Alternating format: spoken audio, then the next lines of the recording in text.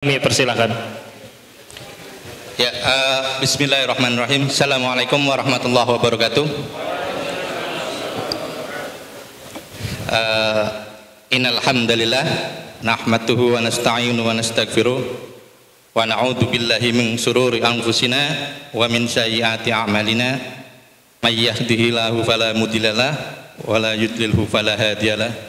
Asyhadu an la ilaha illallah wahdahu la syarikalah wa ashhadu anna Muhammadan abduhu wa rasuluh la nabiyya ba'dah amma ba'd. Yang saya hormati DKM Rodatul Jannah Kirana Cibitung, yang saya hormati Ketua Forsima, yang saya hormati Ketua RW 023 dan semua rekan-rekan pengurus dan anggota Juleha Bekasi Raya, dan yang saya cintai semua peserta pelatihan manajemen kurban yang alhamdulillah diberi nikmat untuk bisa menghadiri acara ini. Baik, bapak-bapak semua, ini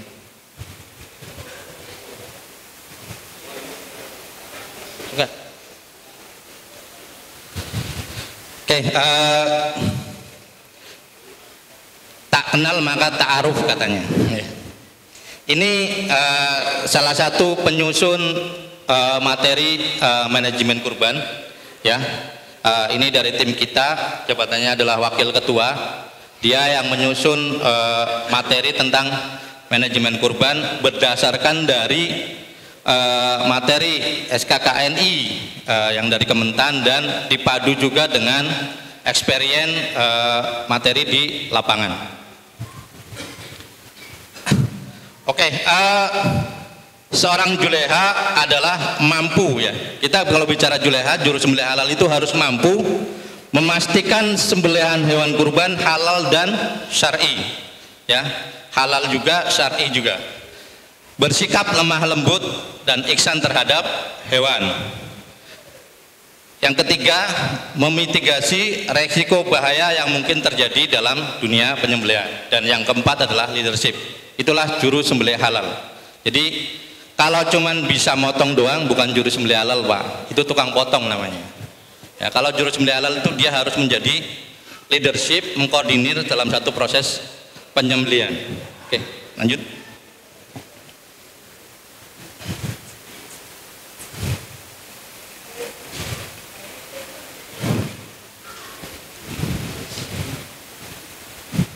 Ya,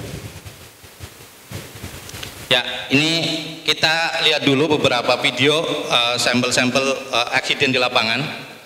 Ini nurunin sapi tanpa ada alas, akhirnya sapinya pincang. Ya, ini karena nurunin dari truk. Ini ketendang. Nah,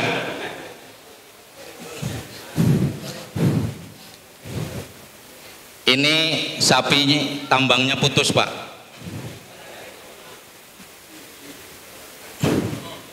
Lari akhirnya sapinya.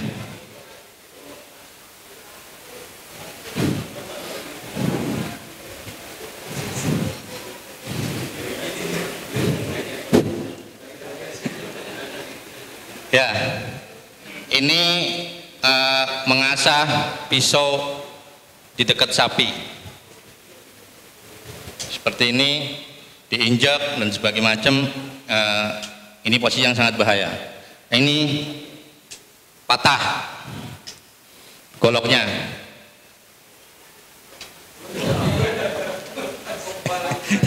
Goloknya patah, Pak. Yang ini nih digodot karena tidak mengecek ketajaman pisau.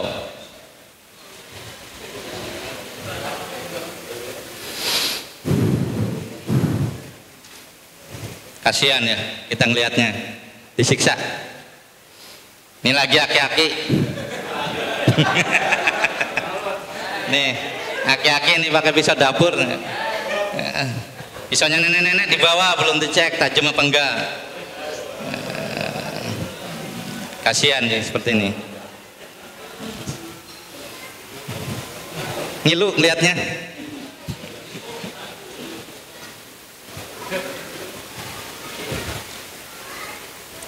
Ya. Oke, itu beberapa kasus di lapangan yang terjadi selama ini ya. Nanti kita akan jabarkan problem-problem yang terjadi. Ini tadi yang bapak-bapak nih pakai sarung.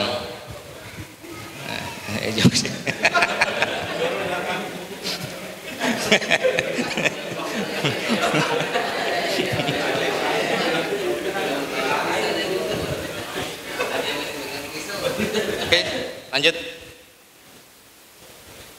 Ya, untuk permasalahan panitia kurban inilah kita udah mendata, ngolek data itu. Ini permasalahan panitia kurban yang sering terjadi di lapangan.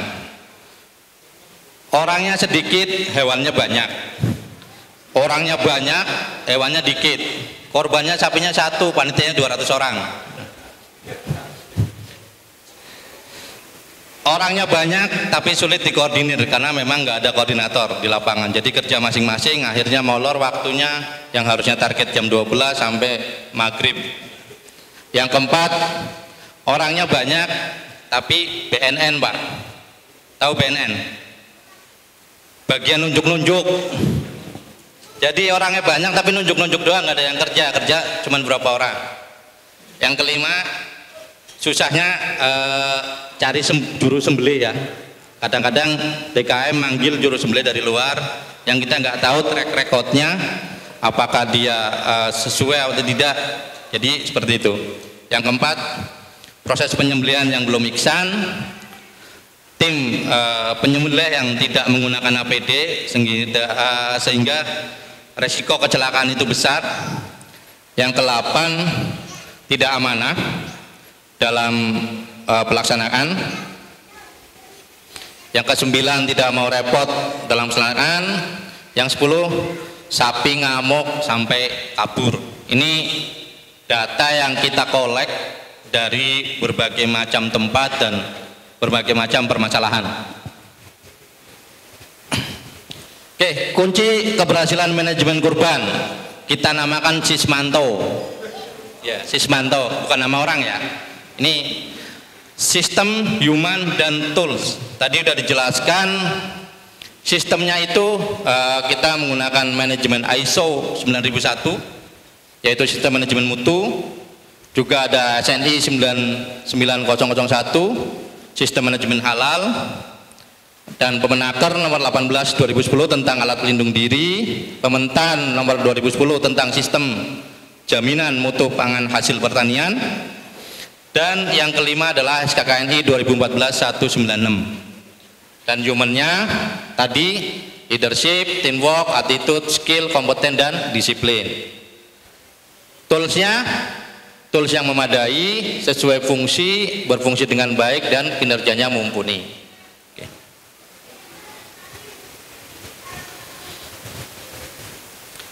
Ya, ini strategi ya untuk manajemen kurban itu dimulai dari bisa ada 3 bagian, yaitu persiapan, pelaksanaan, dan evaluasi. Lanjut.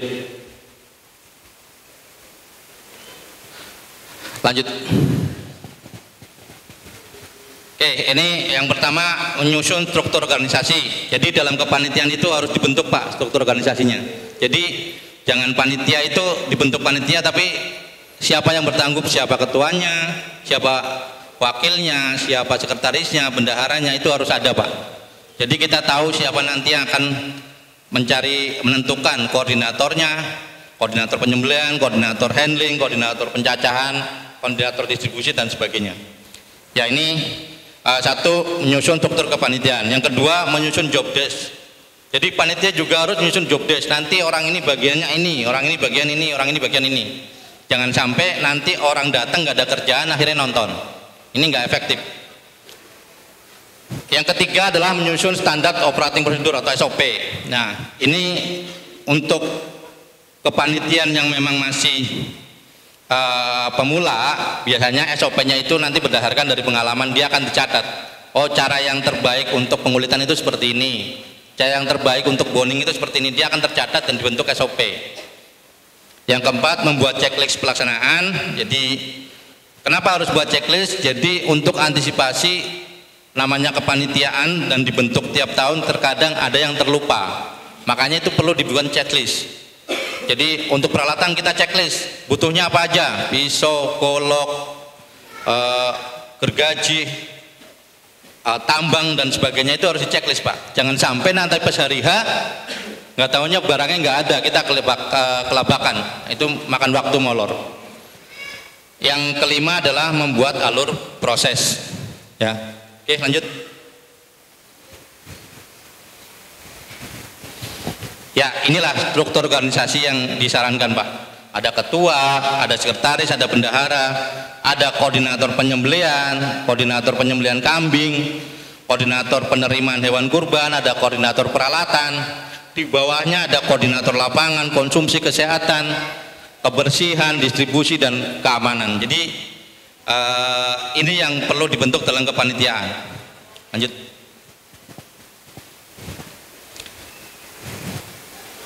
Ya, lanjut. Lanjut juga. Ya, ini membuat checklist itu yang gampang aja Pak, seperti checklist seperti ini, checklist umur kambing, domba, kita standar, bertanduk, segala macam. Jadi kita menentukan nanti supaya jangan sampai kelewat. Jadi setiap koordinator itu ada checklistnya.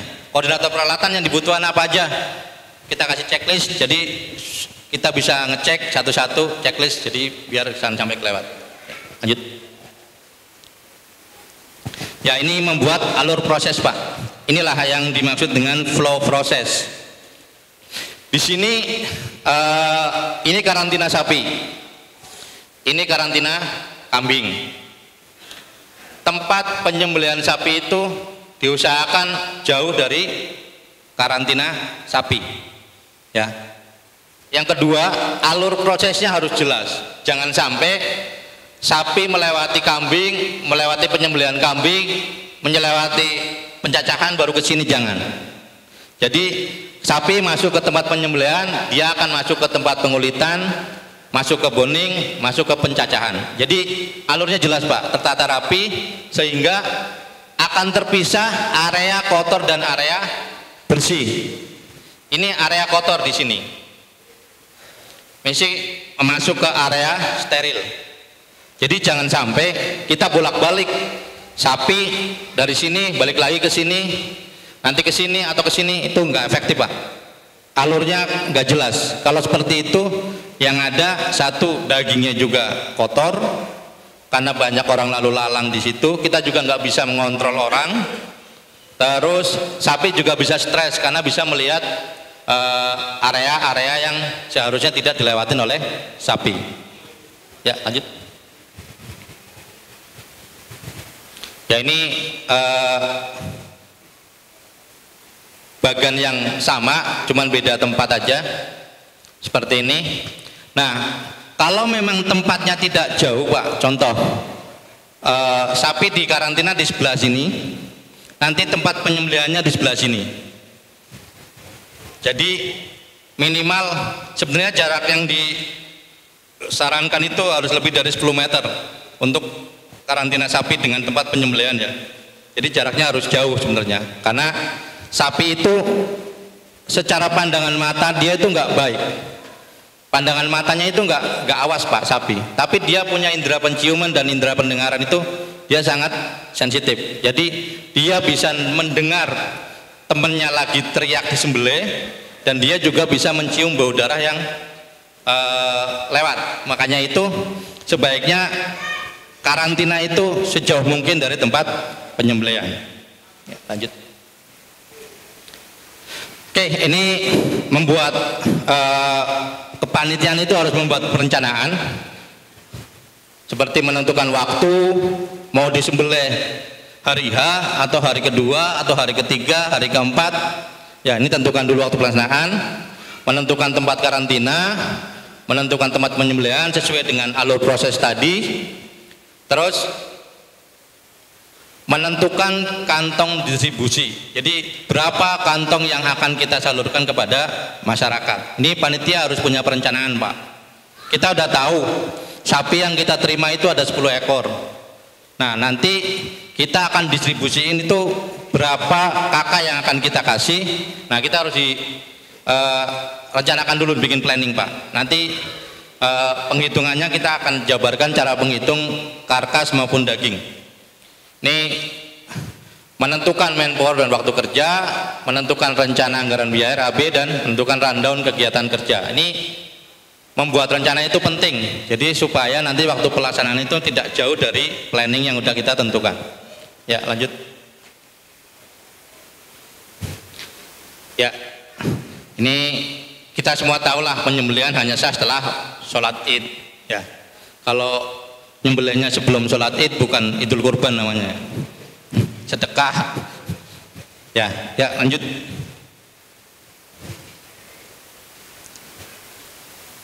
Nih syarat karantina, Pak. Tempat karantina jauh dari tempat penyembelihan. Yang kedua, hewan agresif itu dipisah, Pak. Hewan yang sering nanduk-nanduk, gerakannya lincah itu agak dijauhin. Yang ketiga, lebih dari 12 jam itu harus diberi makan. Jadi sapi maupun kambing itu 12 jam sebelum disembelih itu dipuasakan. Dipuasakan dari makan, tapi harus dikasih minum. Itu maksimal 12 jam, Pak. Jadi kalau sapi datangnya jam 8 malam, besoknya mau disembelih jam 8 malam, itu jangan dikasih makan. Jam 8 pagi itu jangan dikasih makan dulu, dipuasakan, cukup kasih minum aja. Tapi kalau datangnya dari pagi, contoh jam 8 pagi udah datang sapi ke masjid, menyembelihnya besok paginya lagi, itu harus dikasih makan. Jadi usahakan sapi bebas dari rasa lapar.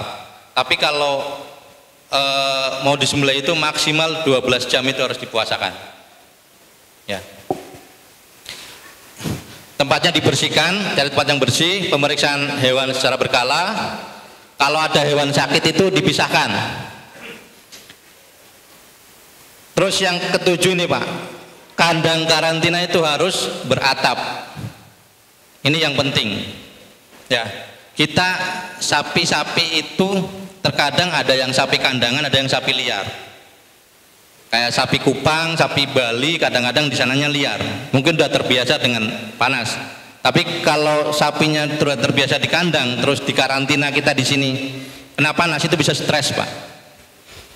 Ya, bisa jadi galak sapinya, karena dia ngerasa udah nggak nyaman, karena dia baru beradaptasi dengan panas yang biasa terima.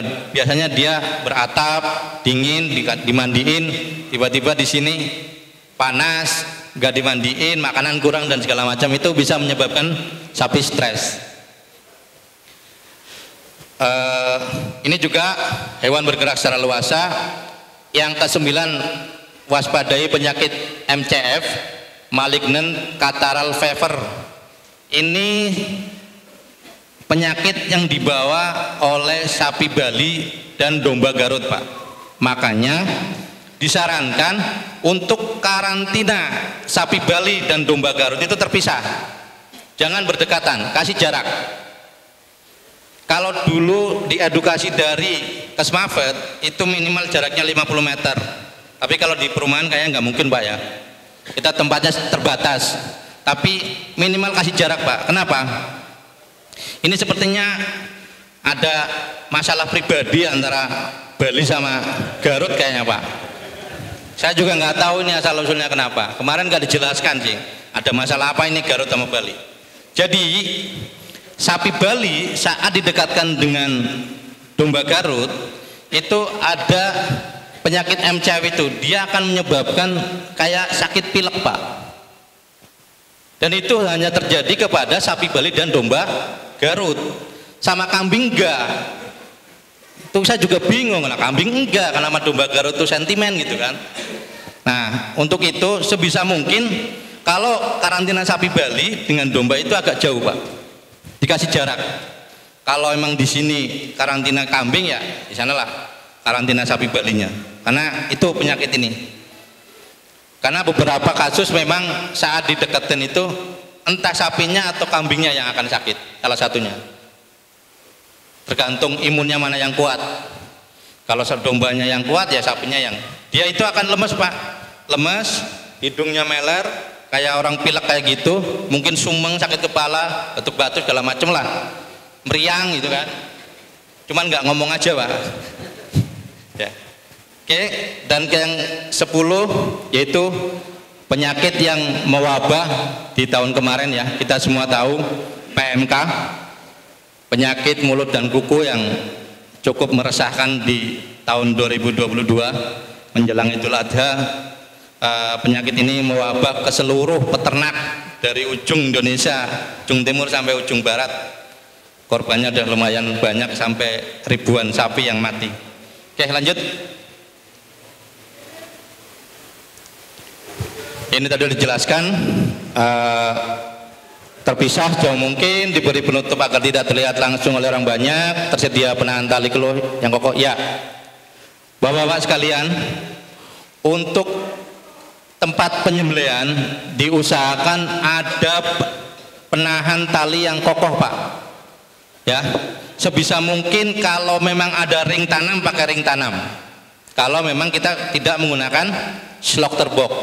Sekarang kan udah beberapa DKM menggunakan slaughter box Pak ya, udah modern dia, lebih safety.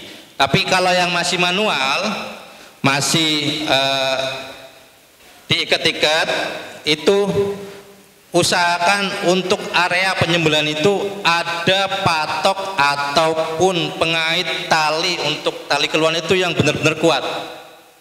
Bisa pohon yang memang gede, yang memang kuat, tiang listrik, atau memang kita udah siapkan ring tanam yang kita tanam di situ, dicor dengan menggunakan angkur, sehingga memang saat sapi dia berontak dia nggak akan lepas.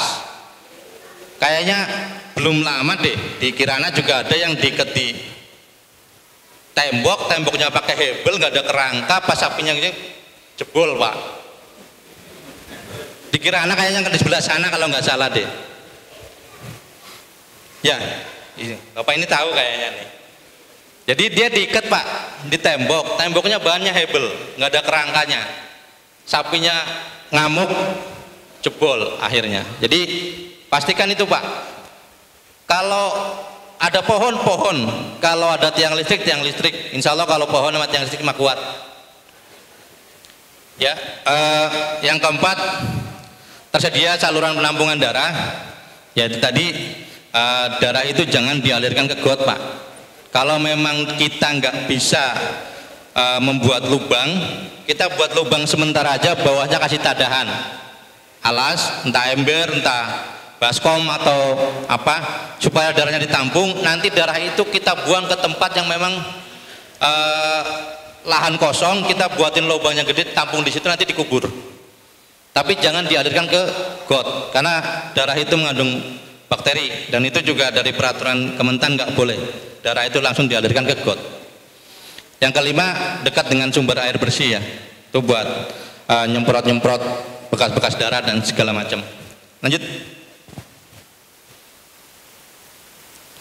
Ya, inilah Pak contoh-contoh yang sangat tidak baik dan tidak ihsan.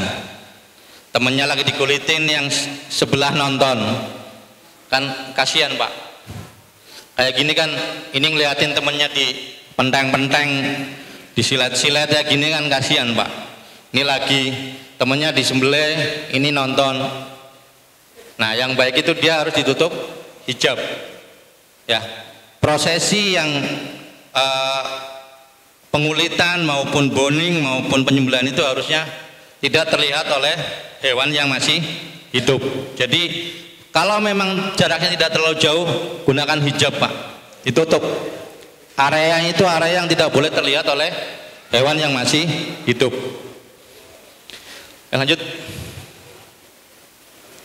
Ini tadi yang saya katakan, lubang sementara, bawahnya dikasih alas buat nyembelih. Nanti kalau lubang ditampung ini, dia akan dibuang ke tempat yang jauh, tanah kosong. Kalaupun memang udah lubang-lubang yang udah permanen seperti ini, biasanya dibikin septic tank. Karena itu dia udah disetting memang buat sembelihan. Jadi nanti akan ditutup. Jadi insya Allah nggak bau. Lanjut. Ya, ini beberapa checklist untuk pengkurban yang harus diisi. Nama, jenis hewan, tujuan kurban pribadi atau kolektif. Ya, lanjut.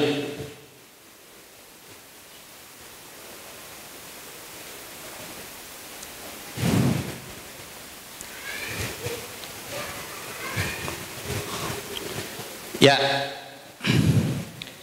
ini Pak, menentukan kantong distribusi. Ya, dari hitungan ini adalah rumus dari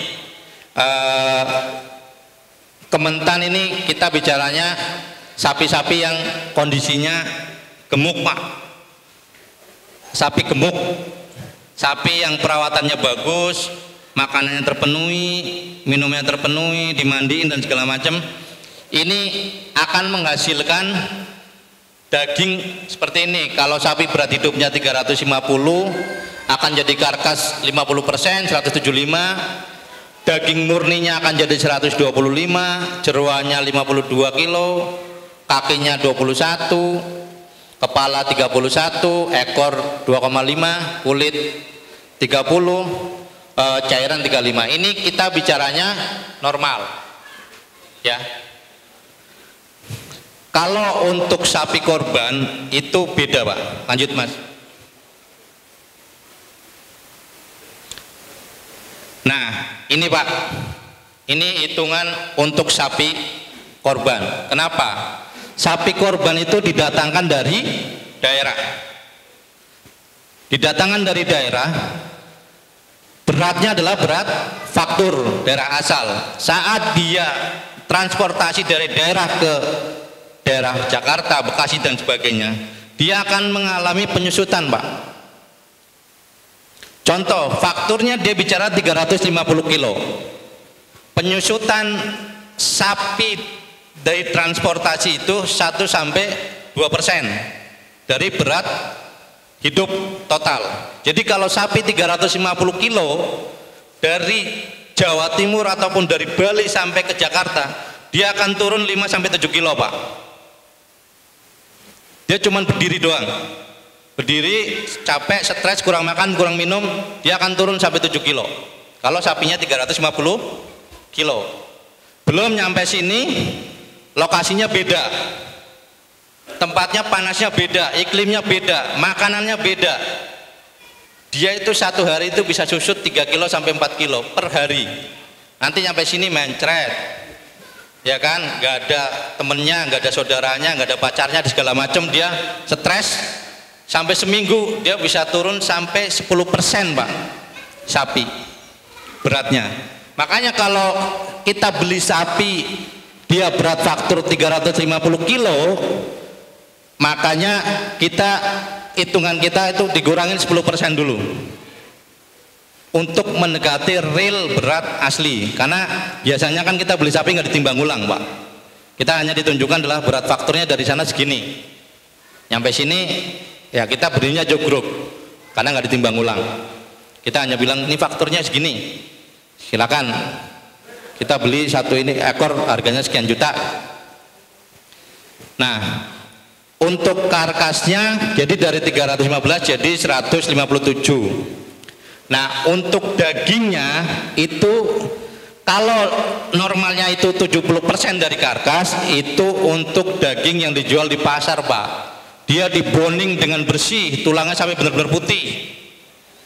Kalau dikorbankan enggak Pak, kita ngeboning kan tulangnya juga masih banyak daging. Kan nggak mungkin kan tulang yang kita bagiin benar-benar bersih putih, kan kasihan nanti yang terima tulang kan.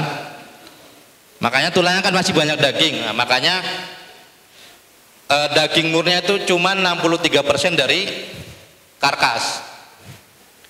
Dari sapi 350 kilo itu akan mendapatkan daging sekitar 90 sampai 99 kilo, itu daging murni Pak. Nah, dari sini kita bisa tahu saat sohibul kurban kita akan dapat berapa bagian. Ya, kalau sepertiga dari 99 kita dapat 33 kilo.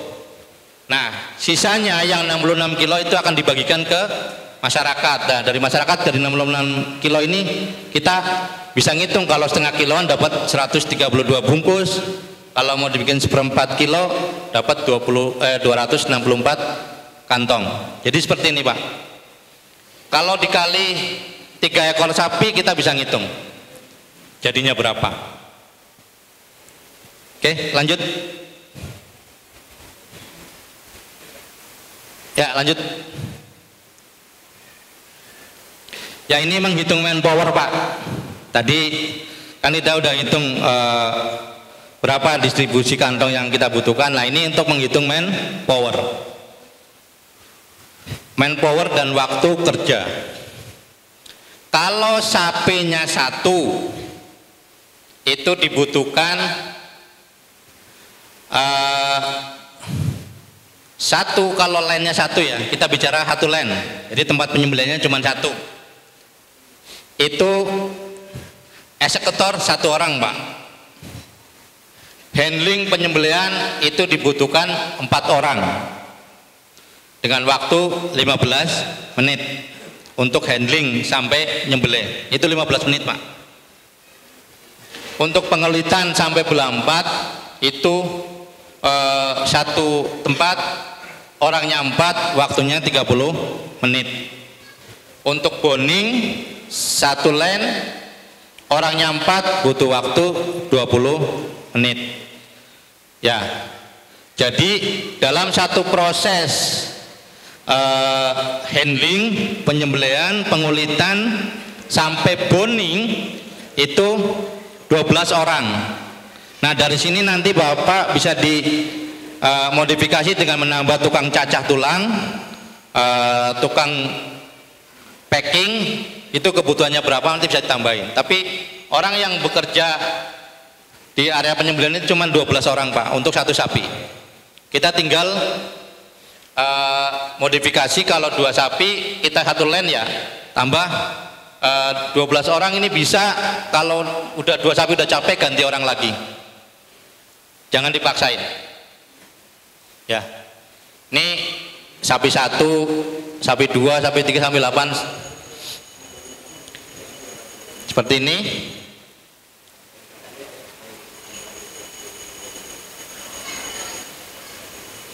Kalau dengan satu lubang dan orangnya 12 dan kondisinya prima, dengan sapi 8 itu jam 11 sudah kelar. Tapi kalau kita bicara tenaganya profesional Pak, tapi kalau tenaganya bisa ganti, bisa ditambahin aja manpowernya, bisa 3 kali dari ini 36 atau 4 kali tergantung dari panitia yang tersedia berapa.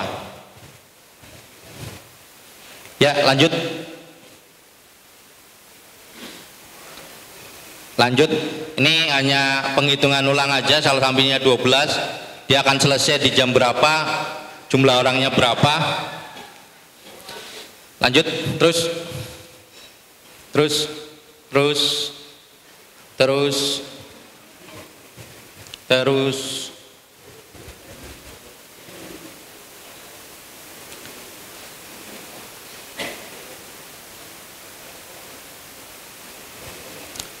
ini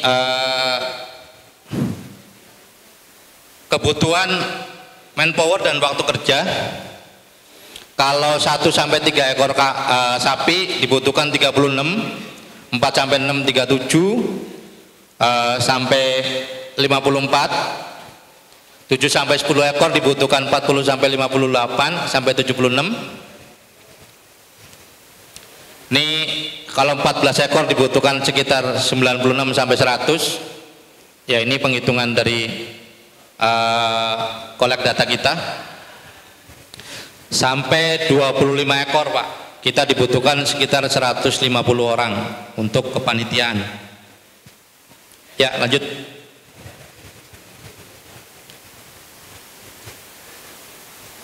Lanjut.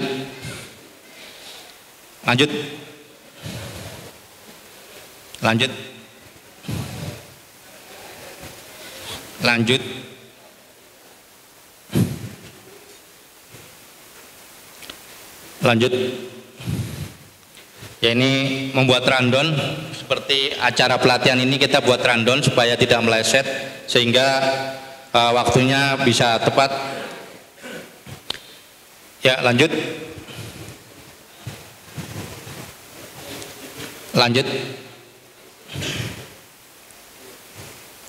Ya, ini bapak-bapak, pemilihan dan penerimaan kurban usianya harus lebih dari 2 tahun. Kalau kambing itu lebih dari 1 tahun, kalau domba juga lebih dari 1 tahun.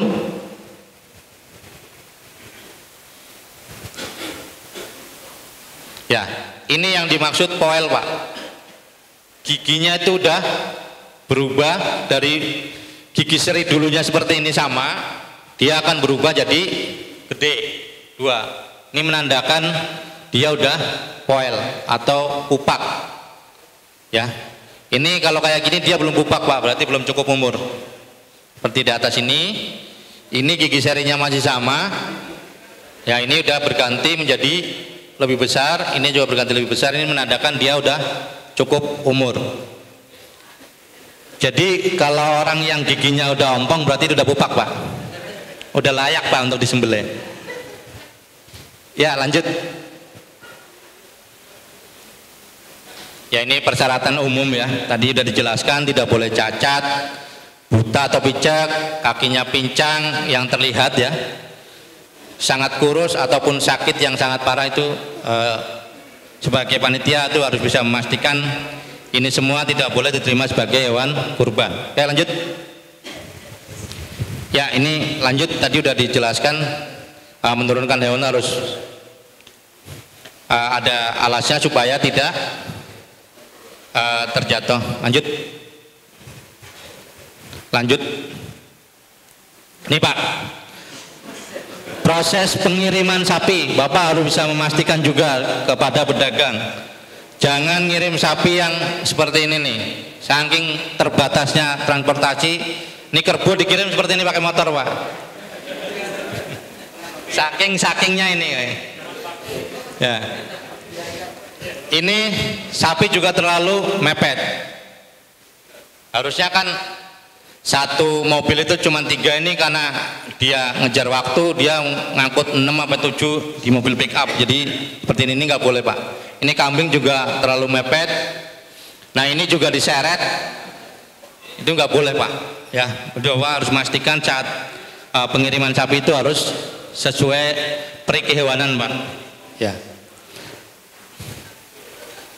Ini tadi tidak boleh lebih dari 12 jam ya. Kalau kurang lebih dari 12 jam harus dikasih makan.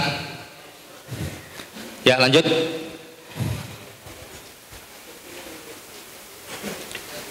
Bebas dari rasa tidak nyaman, handling atau teknik perobohan yang baik, tepat dan segera. Ini yang sering terjadi di lapangan. Kita menghandling karena tidak tahu tekniknya, akhirnya sampai 1 jam nggak roboh-roboh. Ini akan sangat-sangat membuat sapi stres, Pak, karena kita nggak tahu tekniknya, tarik sono tarik sini, roboh enggak, yang ada sapinya tambah ngamuk, akhirnya tambah stres. Ya, ini nanti akan dipaparkan gimana cara merobohkan sapi yang efektif dan insya Allah lebih nyaman.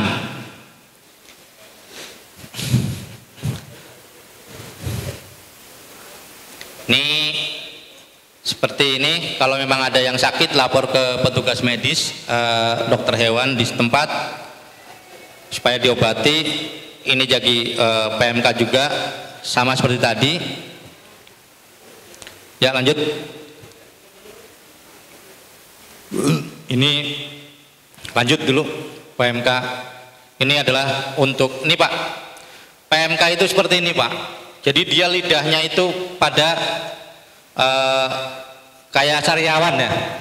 Dia tuh menyerang itu area lidah, bibir atas, pangkal gigi, terus di sela-sela ini bibir sini, dan lanjut. Ini, Pak, di sela-sela kuku. Kenapa dikatakan penyakit mulut dan kuku, karena dia nyerang di area mulut dan kuku. Dia kukunya di sela-selanya kayak gini, cantengan.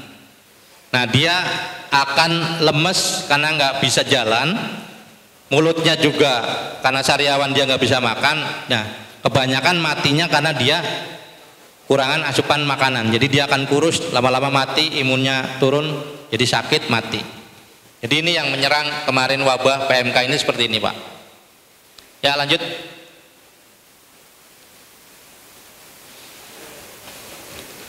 Lanjut. Ya, ini pada prinsipnya sapi yang sudah terserang PMK itu sebenarnya bisa dikonsumsi, Pak, karena penyakit PMK itu tidak menular kepada manusia. Jadi sebenarnya dagingnya bisa dikonsumsi, cuman harus dimasak dengan temperatur lebih dari 70 derajat.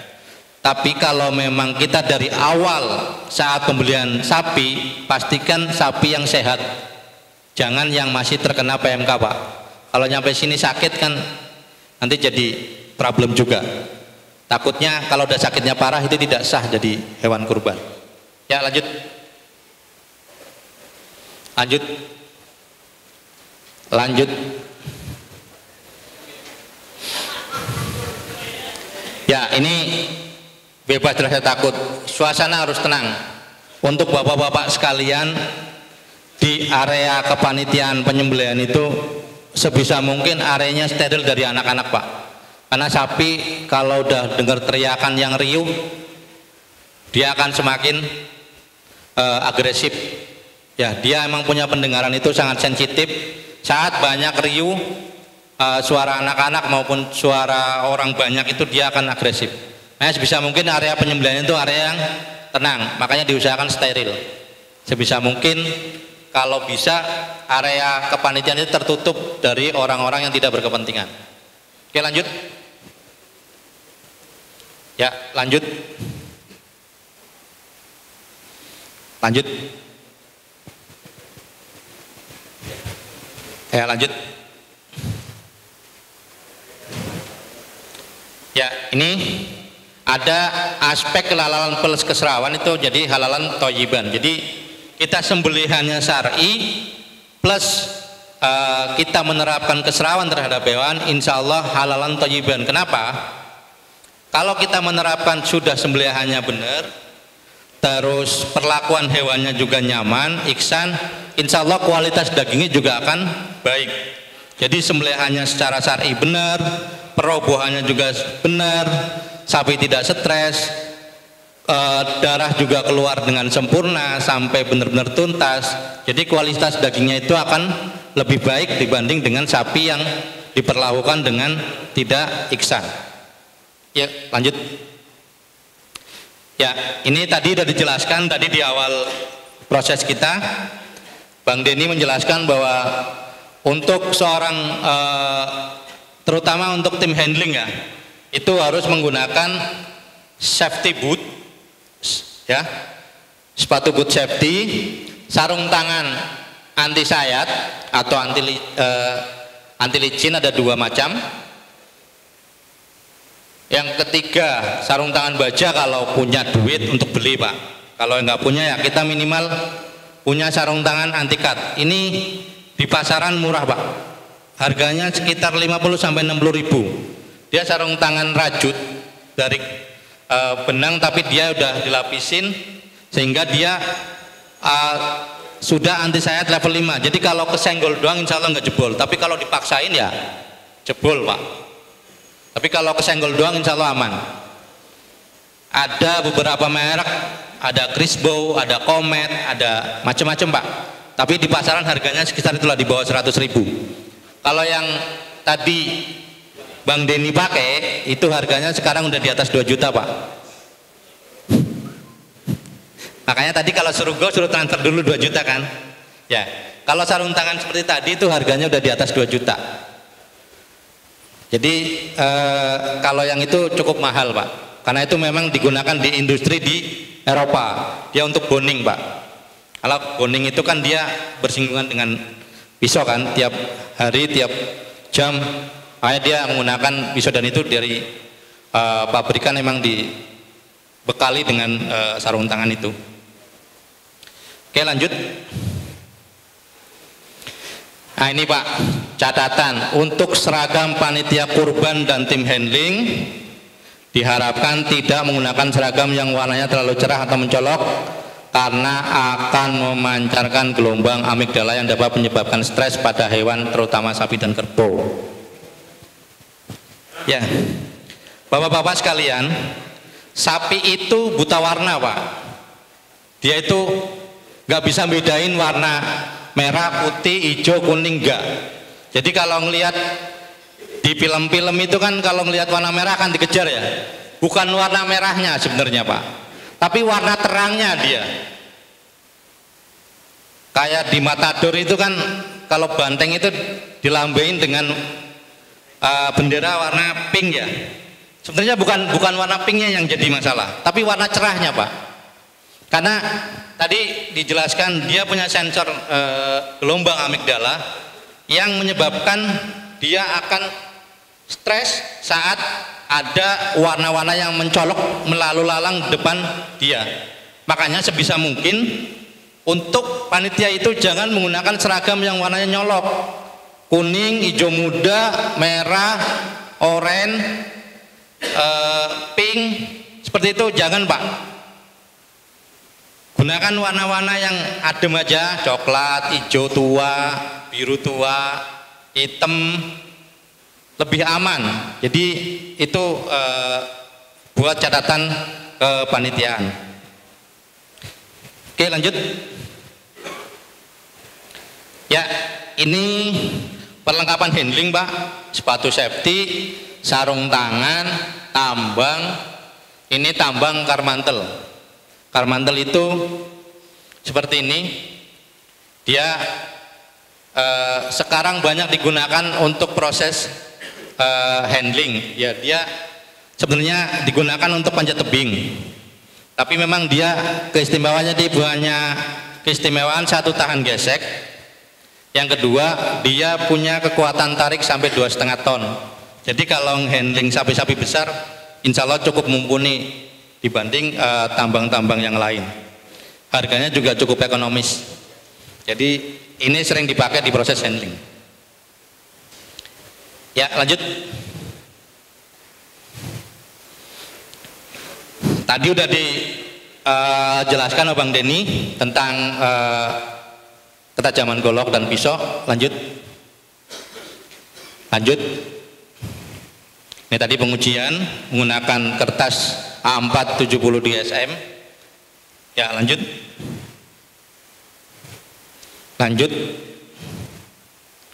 Ya, ini sudah dijelaskan juga dilarang mengasah pisau di dekat hewan kurban karena dia juga akan menimbulkan stres pada hewan. Lanjut. Ini sudah dijelaskan tadi. Lanjut.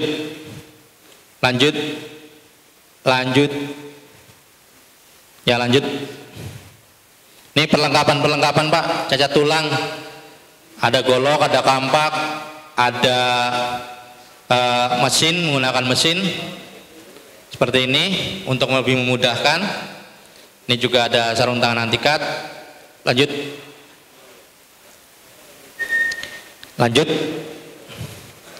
Ya, ini untuk perlengkapan distribusi.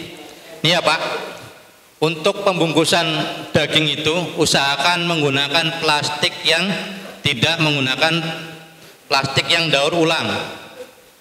Ya, kita sering kadang-kadang menggunakan plastik daur ulang. Kita gunakan plastik yang bening aja Pak, buat bungkus gula. Contohnya ada yang merek tomat ada. Nah, itu lebih aman Pak, karena dia memang tidak menggunakan pewarna. Dia bukan menggunakan masterbat atau plastik daur ulang. Setelah dibungkus ini, kalau mau dibungkus kresek seperti ini nggak apa-apa. Tapi saat yang bersentuhan langsung dengan daging itu, gunakan plastik yang memang benar, plastik yang food grade. Ya. Oke, lanjut.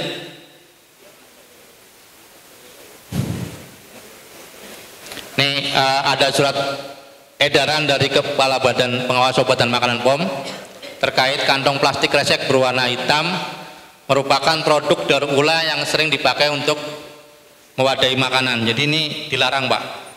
Ini ada surat edaran dari BPOM. Kita tidak mengetahui proses sebelumnya itu dia buat kantong apa, jadi makanya itu sangat dilarang kita menggunakan plastik-plastik yang berwarna untuk bungkus makanan secara langsung. Oke, lanjut.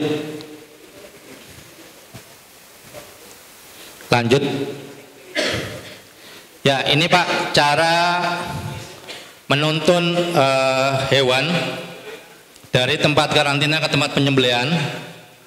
Ya, kita pastikan ada tali backup Pak untuk mengantisipasi kalau tali bawaan dari kandang itu rapuh. Yang kedua, dituntun dengan 2 orang kanan kiri, yang satu memegang, ini dicantolin tali yang panjang. Ini untuk antisipasi saat dia sapinya ngamuk lari, tali ini dia akan bisa dicantolin ke pohon atau ke tiang supaya dia tidak sampai lari terlalu jauh. Ya, ini tali backup ini ada tali yang udah jadi, beli di pasaran ada, ataupun kita bikin sendiri, nanti akan diajarkan di sini. Ya. Oke, lanjut. Ya, ini Pak, ini area blind spot nih, area merah ini. Ini area blind spot yang sering area yang sangat berbahaya, target tendangan sapi nih Pak. Ini area merah, belakang, samping, ini area-area yang sangat rawan, terutama sapi-sapi seperti ini, sapi PO, sapi BX, dia hobi banget nendang Pak. Nah, dia dari kecilnya udah diajarin taekwondo kayaknya. Ya, lanjut.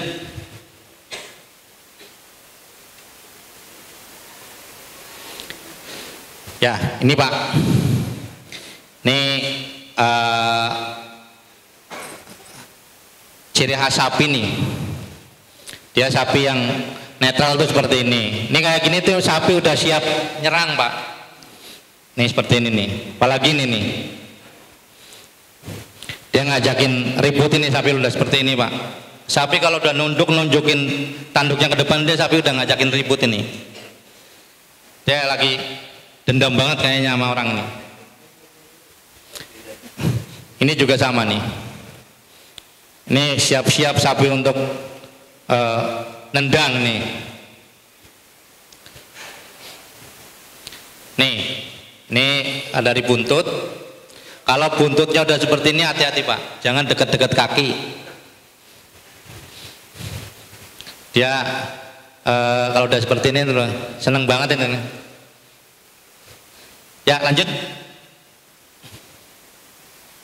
Ya, lanjut. Ya, silakan Mas Yuda praktekan. Ini metode perobohan sapi Pak yang diajarkan oleh Kementan. Yang pertama, kita memastikan dulu tali keluhan Pak, dicek kondisinya masih prima atau tidak.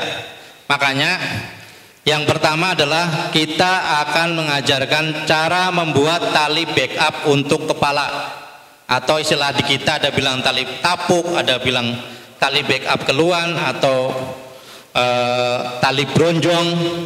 Jadi caranya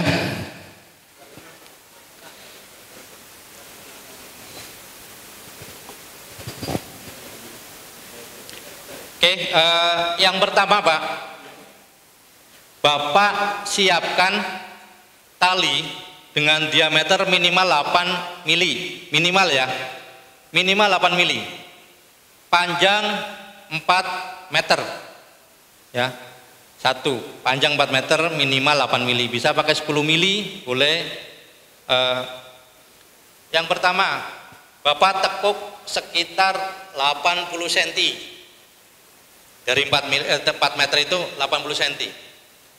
Ujungnya Bapak bikin simpul. seperti ini. Ya. Nah, ada 2 tali seperti ini. Ini Bapak ukur dari moncong sapi. Ini sapi. Moncongnya diukur, Pak. Kira-kira masuknya seberapa? Oke, kira-kira seperti ini. Segini Bapak ikat ulang di sini.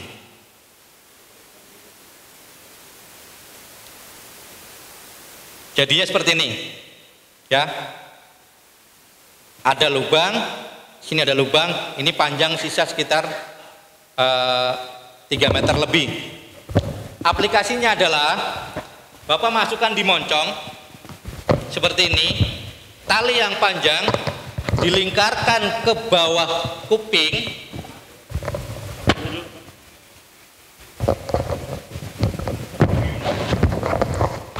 oke, dilingkarkan ke bawah kuping seperti ini. Yang panjang ini masuk ke dalam ujung tadi yang buat simpel. Nah, nyampe sini, kalau posisinya udah mepet, Bapak diikat mati, Pak, supaya dia tidak mencekek leher saat ditarik. Bapak ikat mati di sini. Set.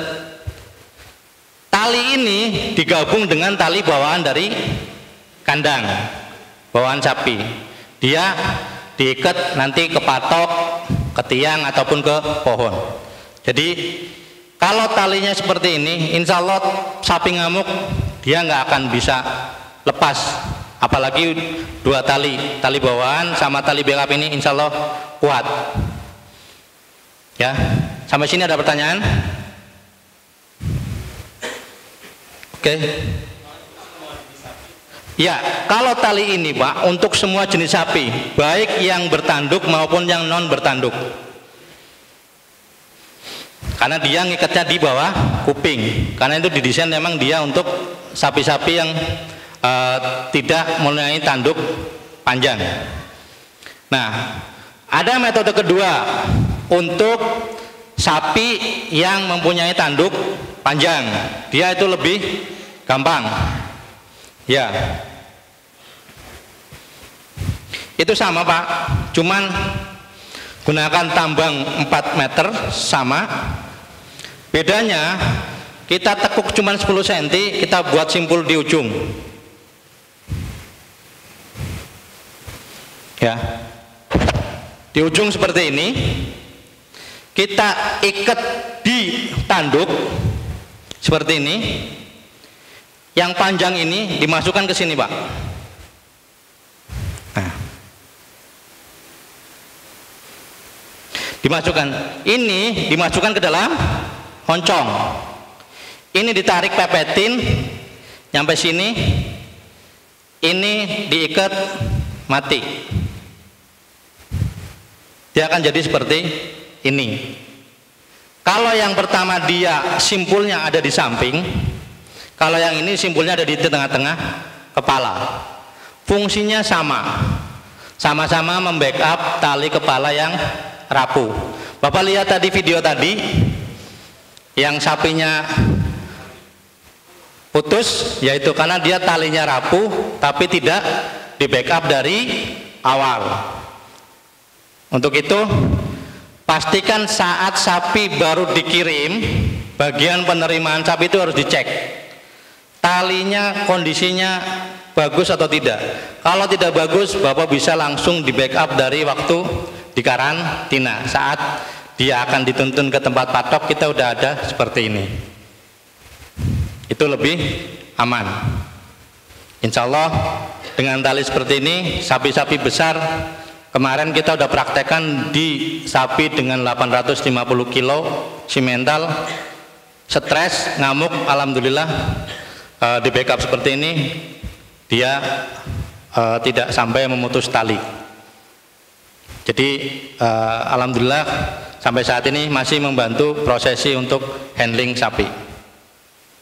Oke, ada pertanyaan? Kalau nggak ada, saya lanjut untuk teknik perobohan sapi.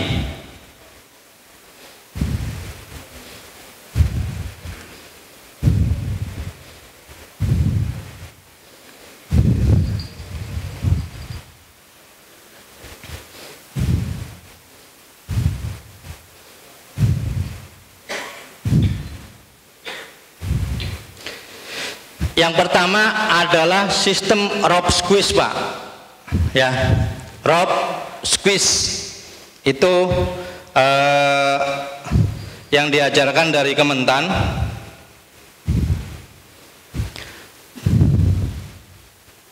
Tali yang digunakan adalah bisa tali karmantel maupun tali nilen yang warna putih, Pak.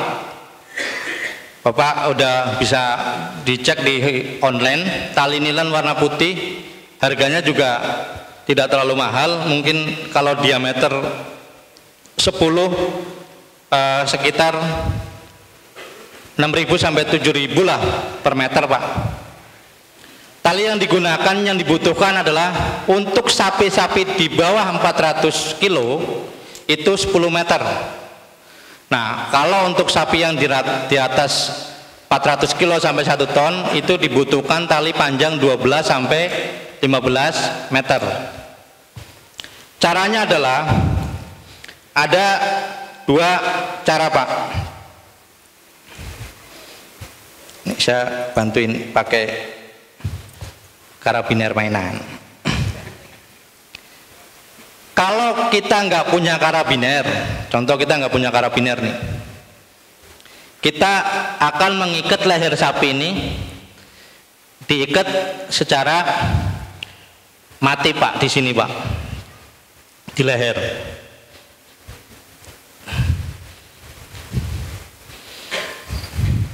Diikat secara mati seperti ini supaya dia nggak nyekek leher.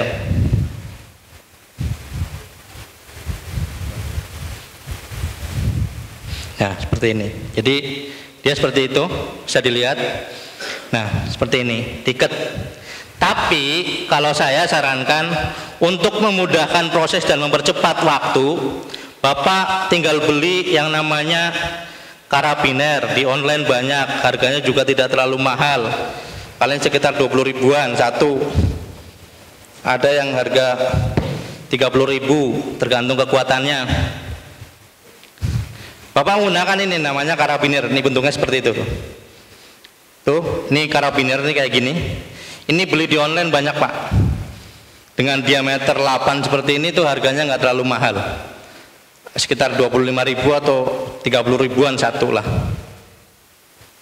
Bapak ukur tebelnya leher sampai dada itu. Contoh segini. Nah, sampai sini Bapak bikin simpul kayak tadi, ujungnya dikasih karabiner seperti ini. Kenapa saya bilang lebih mudah? Kalau seperti ini, Bapak masukinnya tinggal masukin, cantol, selesai, lebih cepat. Tapi kalau Bapak ngikat-ngikat itu keburu sapinya stres. Kalau dengan ini mempermudah, jadi lebih cepat. Oke.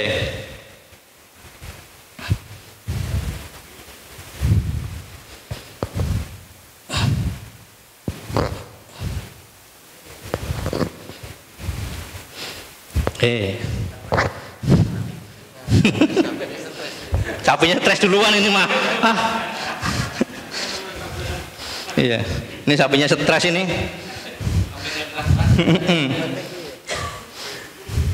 Oke, setelah seperti ini, Pak, setelah seperti ini ya, nih seperti ini masukkan ke bawah selangkangan kaki depan, masukin ya. Ini dilakukan 2 orang, Pak, 1 orang di sini, 1 orang di sini. Ini dimasukkan ke bawah tali tadi, seperti ini jadinya. Tarik ke belakang, ini juga dimasukkan ke selangkangan. Ini masukkan ke bawah juga. Set. Jadinya seperti ini. Ntar dulu, jangan putar dulu, ntar dulu. Ya. Jadinya seperti ini, Pak. Simpul ini sama tengah sama belakang itu harus lurus, sama seperti di gambar. Posisinya ada di samping, jangan sampai naik ke atas, karena ini fungsinya akan kurang efektif. Posisinya harus di samping. Satu.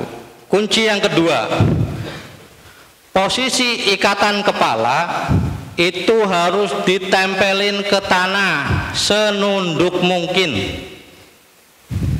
Kalau Bapak mau ikat di pohon, tempelin di pohon paling bawah. Kasih jarak space sekitar 20 cm. Jangan terlalu panjang.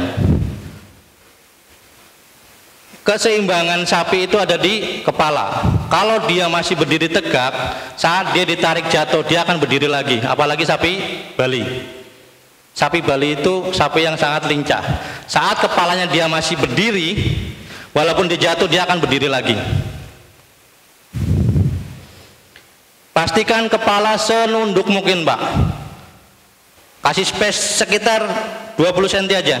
Dia untuk supaya kita gampang memuntir kepala untuk mengarahkan posisi dia akan jatuh kemana. Itu satu. Yang kedua, saat menarik tali jangan dihentak, Pak. Kita kadang-kadang nariknya langsung jangan. Tarik secara berlahan tapi pasti gitu. Tarik gitu. Yang ketiga, posisi penarik harus orang yang kuat. Jangan orang yang tenaganya ngampleh, Pak. Kasihan. Lagi narik sapinya ini dilepas lagi ntar. Kasihan yang di depan dia megang kepala. Yang keempat, orang yang narik harus berdasarkan dari komando orang yang di depan megang kepala. Jadi saat mau narik, tunggu aba-aba dari orang yang megang kepala. Kalau megang kepala udah siap, 1, 2, 3, tarik, ambil diarahkan. Jadi diarahkan, Pak. Diarahkan itu Bapak bisa menggunakan tanduk, dipegang tanduknya diarahkan ke sini, atau menggunakan tali keluhan dipegang di puntir ke sini. Jadi itu lebih untuk memudahkan dia jatuh. Ya, bareng posisinya. 1, 2, 3 dia narik, kita bantu untuk merobohkan. Jadi seperti itu. Jadi itu lebih memudahkan. Ya, nanti kalau udah roboh baru kaki diikat. Ya, kalau sudah roboh baru kaki diproses ikat. Kenapa kaki diikat? Ini untuk mencegah resiko tadi Bapak lihat bahwa Bapak yang posisinya di sini dihajar dari sini, ya itu untuk mencegah resiko itu. Lebih baik kaki diikat. Tapi jangan iketan yang seperti banyak kejadian, udah diikat, dikasih bambu, didudukin dan segala macam. Jangan, Pak. Ya, kita merasakan sapi juga punya rasa sakit. Kalau kita dikasih bambu diinjak banyak orang pasti sakit juga kan. Cukup diikat aja, Pak. Menggunakan tali cukup 3 meter, diikat 1 kali 2 kali masuk sela-sela seperti ini. Kuncinya supaya dia nggak lepas, ikatnya disilang, Pak. Seperti ini. Atau mau kaki belakang atas gini seperti ini boleh. Atau depan dua-duanya tapi disilang seperti ini boleh. Ini dia insya Allah nggak akan lepas. Diikat 1 kali 2 kali masuk ke sela-sela, dia nggak akan lepas. Kalau dia tarikannya kenceng, insya Allah dia nggak, Pak. Nanti Bapak bisa lihat di video. Silakan Mas Kuko tampilkan videonya. Ini prosesi untuk rope squeeze ya. Jadi 2 orang masukkan ke ring tanam.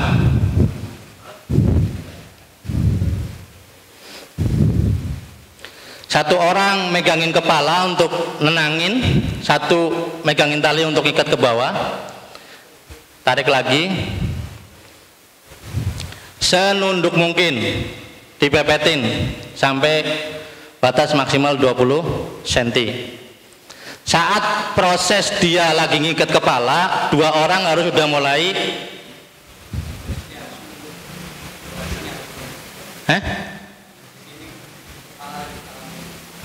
ya, itu udah dijelaskan tadi, posisi numpalannya nunduk. Saat dia posisi kepala nunduk ini, dua orang mulai memasukkan simpul. Jadi kerjanya paralel, Pak. Nah, dia mau bergerak apapun, kalau posisinya kepala udah di bawah, dia nggak punya ancang-ancang, Pak. Jadi insya Allah tarikan dia tuh nggak sekuat kalau dia posisinya di atas. Kalau jaraknya terlalu panjang, dia punya ancang-ancang, nunduk, jeder, bisa kacau. Makanya dipepetin ke bawah. Nah, seperti ini, sambil dilus-lus, dua orang memasang tali seperti itu tuh. Antepin dulu, tenangin dulu, santai, jangan dipaksain. Dilingkarin ke perut ya? Ya, dilingkarin ke perut, masuk ke bawah. Nah, itu seperti itu tadi.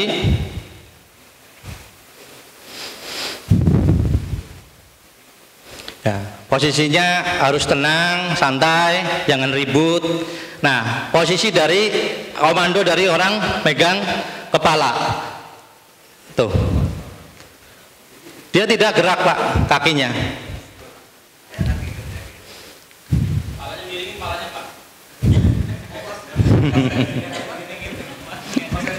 Kaki ini si pegang kepala yang narik tetap posisinya standby berarti ya?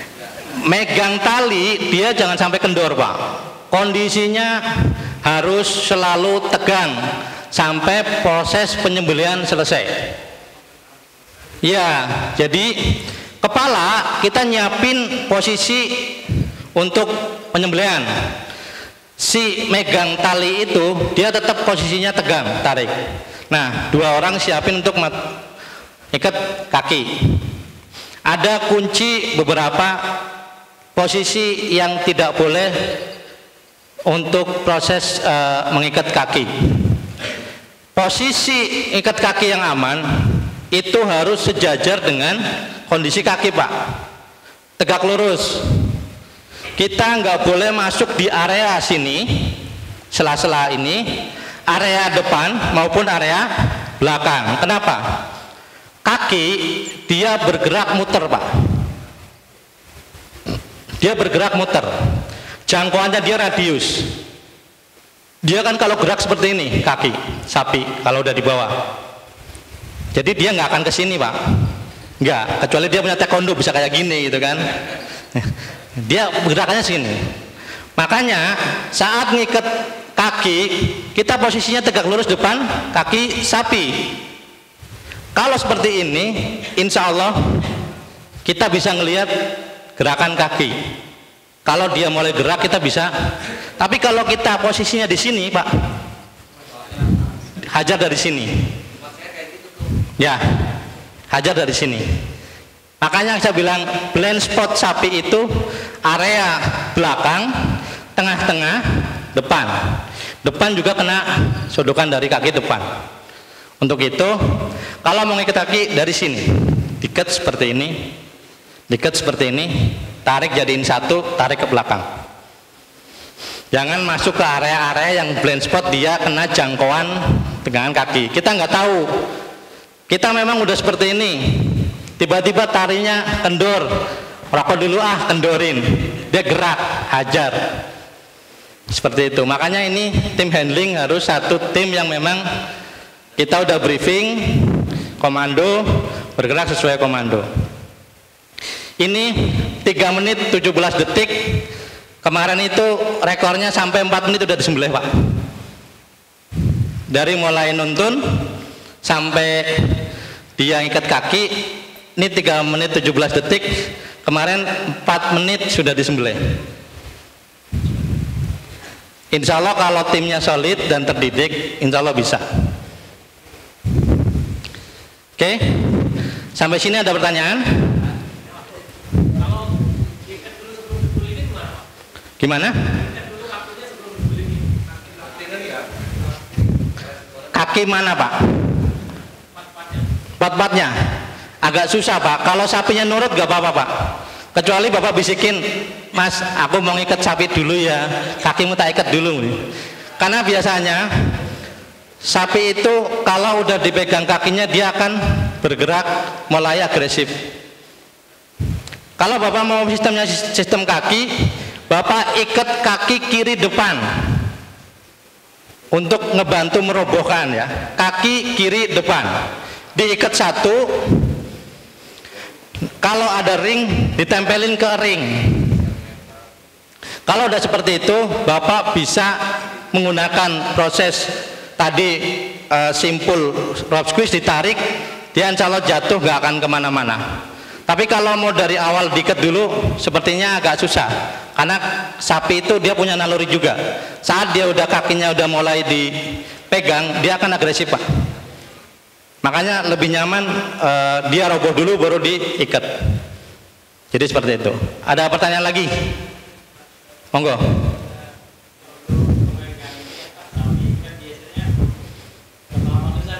Ya.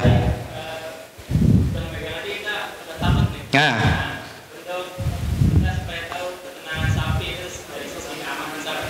Ya, terima kasih. Satu kunci untuk tim handling, pastikan orang yang berani sama sapi, jangan orang yang ragu-ragu. Kenapa?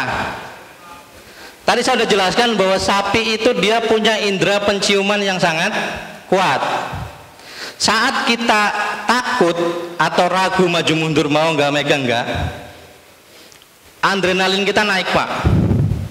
Saat adrenalin kita naik, ada hormon yang dikeluarkan namanya hormon epinervin. Itu adalah hormon ketakutan. Hormon ketakutan itu dicium Pak sama sapi. Saat sapi udah mencium hormon itu, dia akan garang Pak. Dia akan mengintimidasi kita. Yang darinya dulunya dia santai-santai, jadi pura-pura galak jadinya. Mau ngapain lo? Mau ngapain? Gitu. Makanya kita pastikan bismillah, berdoa sama Allah, ya kan?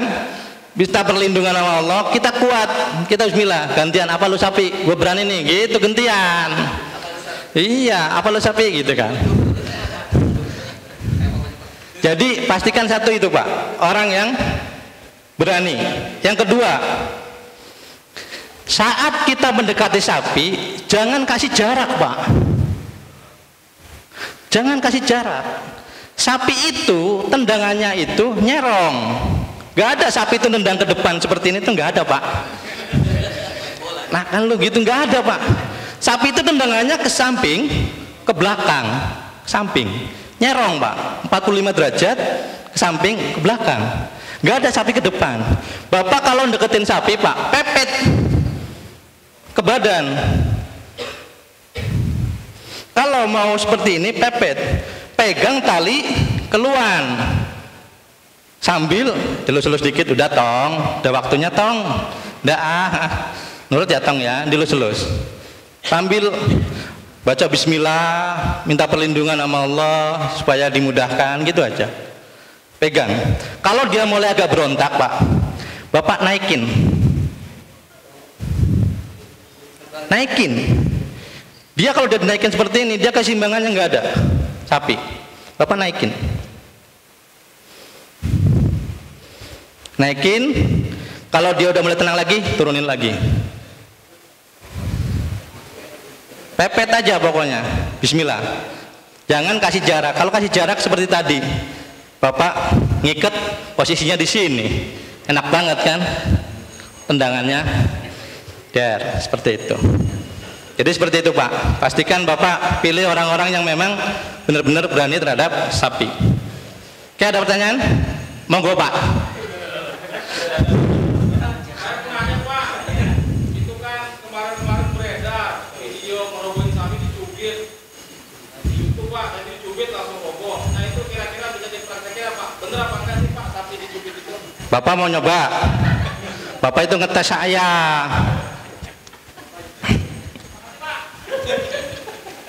Ya,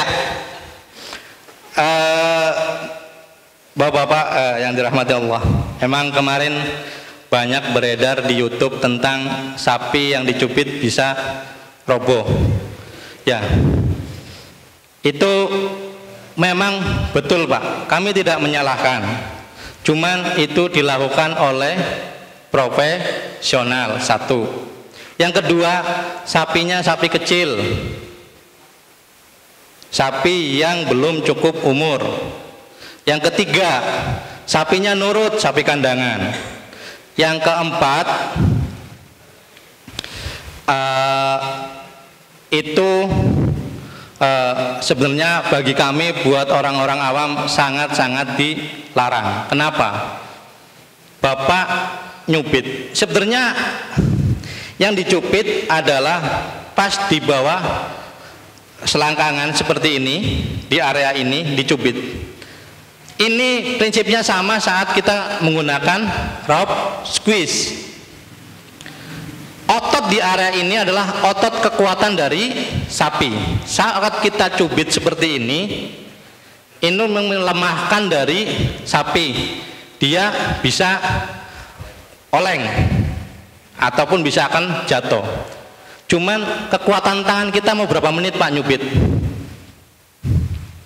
Satu. Yang kedua, kalau sapinya 1,3 ton Pak, kita nyubit di sini kayak orang di cuit gitu, nggak kerasa. Sementara kulitnya aja tebelnya bisa 2 cm, 3 cm. Kita nyubit dapatnya kulit doang, ototnya nggak dapet.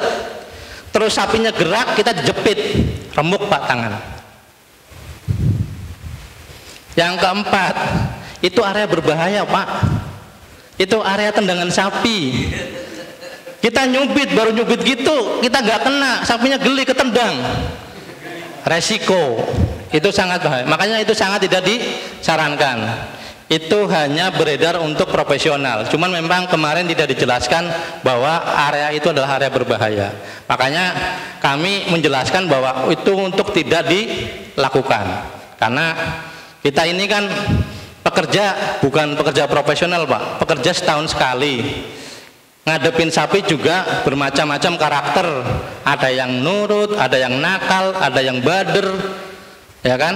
Jadi lebih baik untuk itu kita tidak menyarankan dan tidak dilakukan oleh panitia kurban. Jadi seperti itu jawaban saya Pak. Makasih. Ada pertanyaan lagi?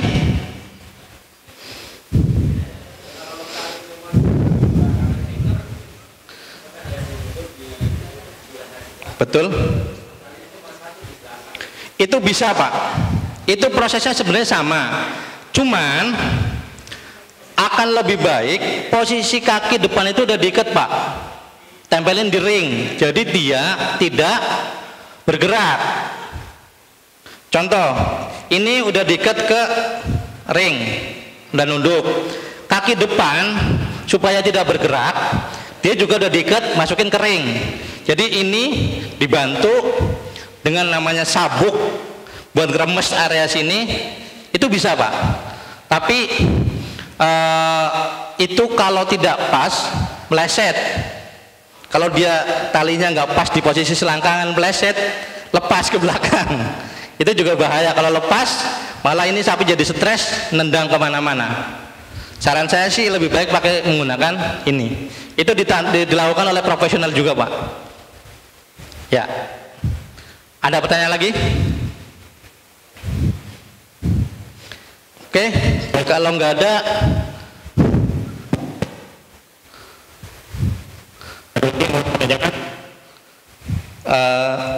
waktunya ada mepet? Jam 3. Ya, kita lanjutin untuk metode yang kedua, yaitu rope barley. Ini yang banyak beredar di YouTube Pak. Ngerobohin dengan menggunakan rope barley. Tapi banyak laporan kejadian di lapangan gagal. Kelihatannya ini paling mudah, tapi paling banyak gagal di lapangan. Gunakan tali yang sama, diameter 10 ke atas, panjang 10 meter untuk 400 kilo, 400 meter untuk 400 kilo ke atas 15 meter. Caranya ini tali dibagi dua sama panjang. Ini tali dikalungkan ke leher, di bawah leher disilang seperti ini, masuk ke selangkangan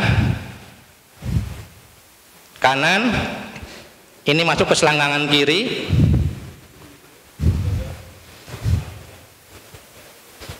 Yang di atas disilang lagi, dia masuk ke bawah selangkangan tapi tidak di silang. Jadi nanti bentuknya seperti ini Pak. Jadi di bawah silang, ke atas nanti di atas silang, ke bawahnya tidak di silang. Jadi seperti ini. Oke, ini sama, kepala diikat mepet ke bawah. Kejadian di lapangan untuk menggunakan rope Berli ini, satu, kepala masih tinggi Pak, diikatnya. Satu. Yang kedua, saat narik tali. Saat narik tali, kita kepada tarik, dua-duanya ditarik Pak. Tarik dua-duanya, set, sapinya ngejengker kayak gini aja, nggak jadi. Karena dia ngeremes ini dengan kekuatan yang sama, jadi nggak mengakibatkan efek remasan. Jadi cuman kenceng doang,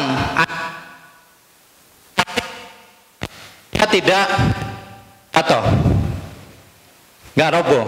Ada pun jatuh, ada yang kita melihat kondisi di lapangan dia duduk Pak seperti ini. Benar. Kenapa? Kuncinya adalah di saat narik. Seharusnya kalau dia mau dirobohkan ke arah kiri, yang ditarik kenceng adalah tali sebelah kiri. Kanan itu hanya untuk ngimbangin supaya nggak kendor. Jadi tarik kenceng sebelah kiri, tarik. Ini hanya sebagai penyeimbang. Tarik lagi kiri, penyeimbang. Dia akan roboh ke kiri. Kalau mau dirobohkan ke kanan, kanan yang ditarik kenceng. Tarik, ini sebagai penyeimbang, tarik, penyeimbang. Yang kedua, ini berhasil untuk sapi-sapi yang kandangan Pak. Jangan Bapak gunakan metode ini untuk sapi-sapi yang beringas, Bali, PO. Kenapa? Saat ditarik, dia loncat Pak, ini lepas. Ini banyak di lapangan kejadian, ini lepas. Kalau lepas, kita mulai dari awal lagi. Gak mungkin kita bisa ngajukin ke sini, tendang kita. Kita dari awal lagi, nurutin lagi, ngepuk-ngepuk lagi, pelan-pelan masukin. Makanya ini untuk sapi-sapi yang nurut, sapi-sapi yang biasa ketemu orang di kandang kayak gini, posisinya juga dia sapinya malas gerak, mager, biasa main game kan, jadi dia nurut Pak, diginiin.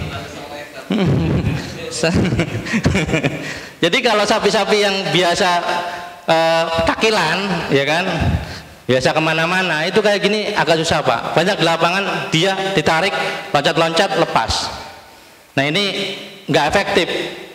Banyak waktu molor hanya untuk waktu merobohkan sapi yang harusnya 3-4 menit, bisa 15 menit, setengah jam, 1 jam.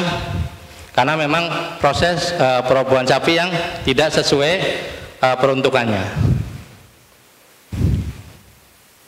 Oke, dari sini ada pertanyaan buat bapak-bapak sekalian, monggo.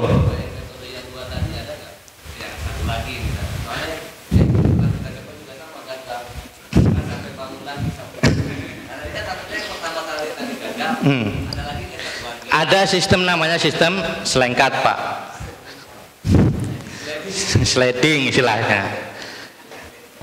Tapi ini untuk terakhir ya, kalau memang Bapak udah metode pertama kedua itu memang tidak bisa berhasil.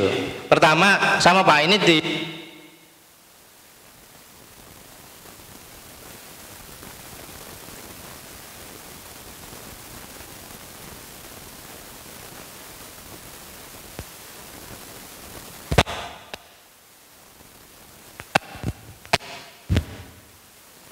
ya Pak, silakan ke dalam.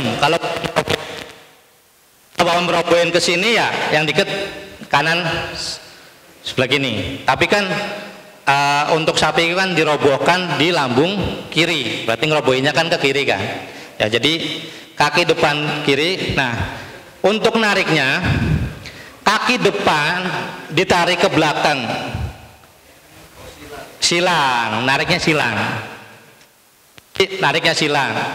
set bebarengan, 1, 2, 3 dibantu dengan kepala. Cuman memang saat roboh ini masih gerak-gerak. Kalau ini Bapak punya eksekutor yang sangat mumpuni, ini udah begitu langsung dicek hajar, nggak pakai lama. Dengan kondisi apapun ini harus cepat dipotong, karena ini kita nggak mungkin juga mau deketin juga dia gerak-gerak seperti itu. Kondisinya juga sangat bahaya untuk kita ngikat kaki. Jadi kaki paling dipegangin seperti itu, saat dia gerak-gerak ini posisinya dikondisiin langsung dipotong. Jadi nggak boleh dalam kondisi yang terlalu lama. Ada pertanyaan lagi? Ya, monggo. Waalaikumsalam warahmatullahi wabarakatuh. Ya. Tentang pembagian sepertiga. Ya. Kita ambil contoh kambing ya. Itu kan nanti kita bagi kalau nggak kambing sama sapi ya. Sapi contoh sepertiga.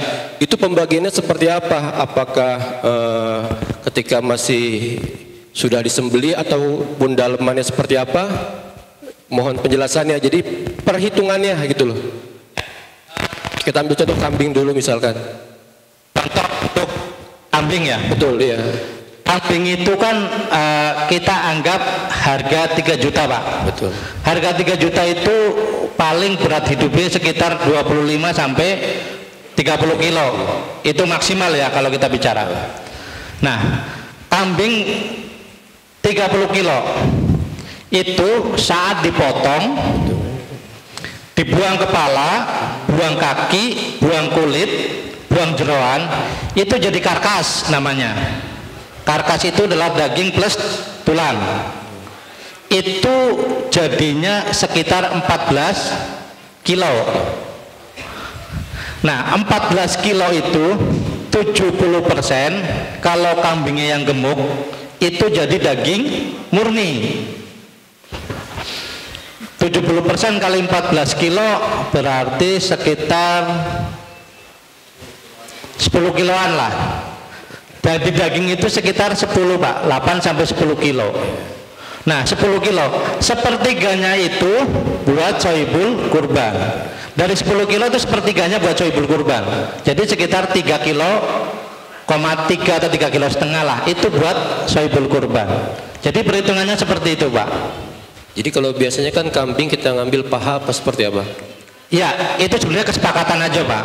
Iya, itu karena lebih memudahkan panitia. Jadi kita ambil aja kambing paha belakang, kita potong, kita tandain untuk sohibul kurban ini. Sebenarnya itu lebih memudahkan aja. Sebenarnya juga nggak terlalu jauh kok beratnya. Beratnya nggak terlalu jauh dari hitungan sepertiga daging murni, karena itu kan udah campur tulang kan. Jadi kurang lebih seperti itu Pak. Oh, jadi tadi kalau yang untuk sapi sudah dikeluarkan jeroannya, kepalanya, Ya. baru kita timbang sepertiga. Kalau timbang sih mungkin timbang setelah jadi timbang semua sih enggak. Kita hanya perkiraan aja lah. Ya, nanti kesepakatan juga dijabarkan dengan sohibul kurban bahwa perhitungan kita kira-kira seperti ini. Insya Allah dengan perhitungan ini tidak meleset jauh Pak. Oke, terima kasih Pak. Ya, terima kasih. Monggo. Ya. Ya. Saya tadi jelaskan bahwa minimal ada tempat penahan tali yang kuat. Bisa pohon, bisa tiang listrik, atau kita bikin patok dadakan yang memang ditanam lumayan dalam. Kita besi punya 3 meter 4 meter dipantek sampai benar-benar dalam, insya Allah itu kuat. Jadi bisa menggunakan apa? Cuman pastikan kita ngikatnya di posisi paling bawah. Kalau di tiang listrik juga diikat paling bawah. Kalau di pohon juga diikat paling bawah. Yang penting kondisinya kuat. Kalau ini memang itu sudah disiapkan lama, memang dibuatkan ring tanam angkur, memang itu buat proses penyembelian. Jadi sudah disiapkan. Kalau memang nggak punya, siapkan kondisi yang dekat dengan patok ataupun pohon atau tiang listrik yang memang dia kondisinya kuat menahan tarikan dari sapi. Ya, seperti itu Pak. Monggo. Oh, yang sapi tadi bagian sepertiga itu dapat 7,7 kg. Itu nanti yang sepertiga itu dibagi 7 lagi. Betul. Jadi kalau sapi tadi dapat daging sekitar 90 kilo, sepertiganya 30 kilo. 30 kilo itu kalau sapi patungan ya dibagi 7. Iya. Kalau sapinya dia duit sendiri ya duit sendiri 30 kilo gitu. Seperti itu Pak. Jadi itu bagian sohibul kurban tergantung dari sapi patungan apa. Tergantung patungannya. Kalau patungannya 3 orang ya bagi 3. Kalau 7 orang ya bagi 7. Jadi seperti itu. Ya, ada pertanyaan lagi? Boleh, monggo. Insya Allah kalau bisa jawab. Kulit sapinya dari mana mulai? Tadi kan kambing ya. Kalau kulit sapi dari mana? Ya, kalau sapi Pak, kita gunakan namanya cradle Pak. Cradle itu coba peralatan pengulitan.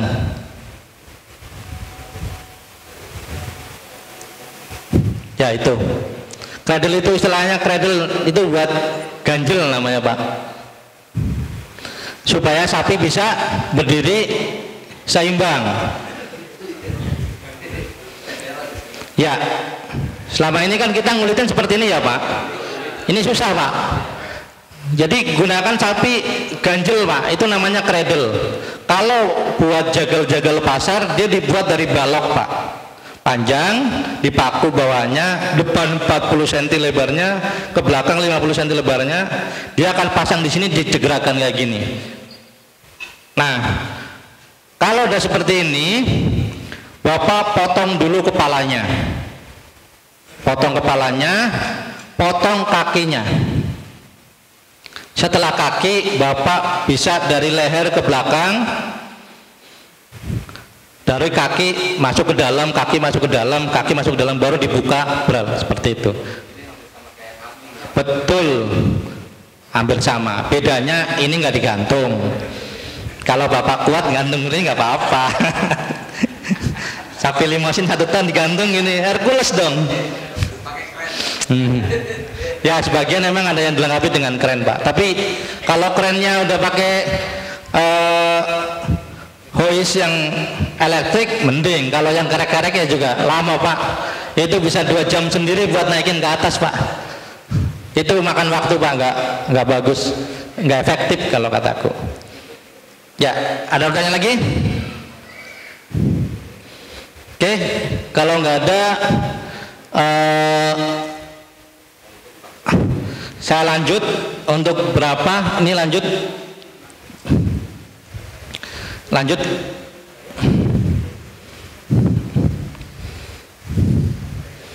Ya, lanjut terus. Ini udah dijelaskan tadi. Terus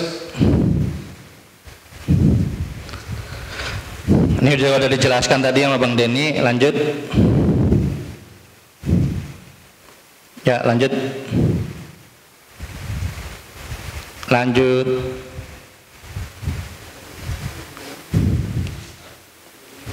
Ya, stop.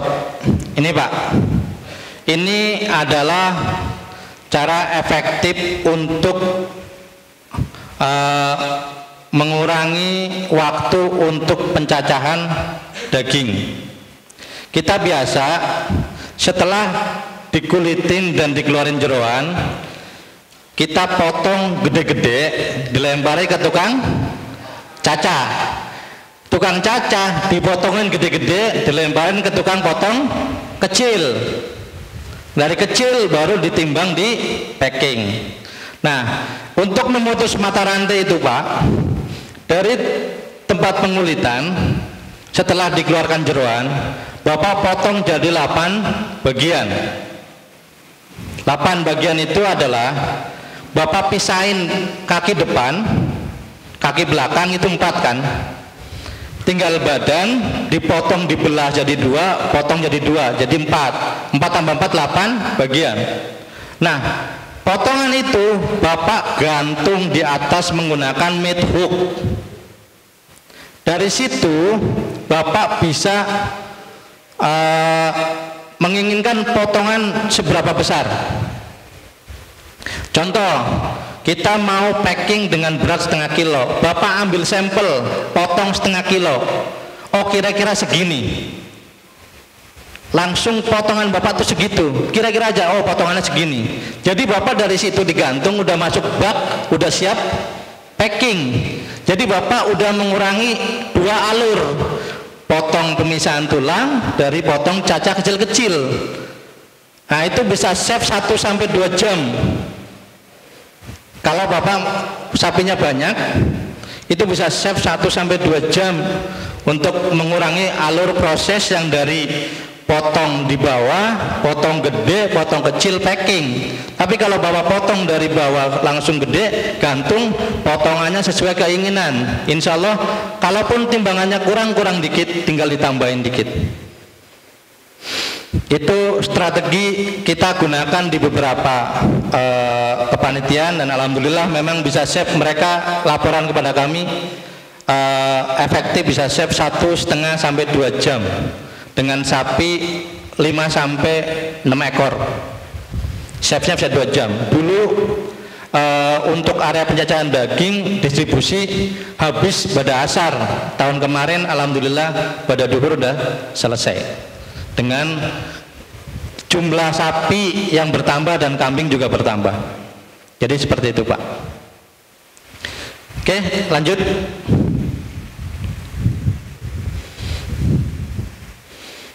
Ya, ini tadi terutama untuk proses boning dan proses pemotongan daging, bahwa daging yang kita potong itu kan daging basah, daging segar, jadi kandungan lemaknya pasti belum beku Pak. Beda sama daging-daging Eropa, itu kan dia akan masuk ke freezer dulu, setelah istilahnya itu dilayukan baru kita potong. Makanya kalau di Eropa ngeboning sapi itu enak, dibeset karena dia dagingnya udah beku. Beda kita. Makanya kita gunakan satu alat yang mumpuni, kedua juga sharpening harus siap. Jadi kalau udah mulai sedikit tumpul, asah lagi, sedikit tumpul, asah lagi. Karena sharpening itu satu fungsinya untuk mempertajam, dua menghilangkan lemak di area edge, di area mata pisau. Jadi ketahanan ataupun performanya masih tetap terjaga. Jadi seperti itu. Oke, lanjut. Ya, ini sesuaikan alat. Jadi jangan sampai motong tulang menggunakan golok sembelih. Kasihan Pak. Beberapa golok habis nyembelih taruh sebentar hilang, tahu-tahu udah buat potong tulang, lompol semua. Karena nggak sesuai Pak. Itu banyak kejadian di lapangan Pak. Ya. Jadi pisahkan antara golok potong tulang dengan golok sembelih. Ya, lanjut. Ya, terus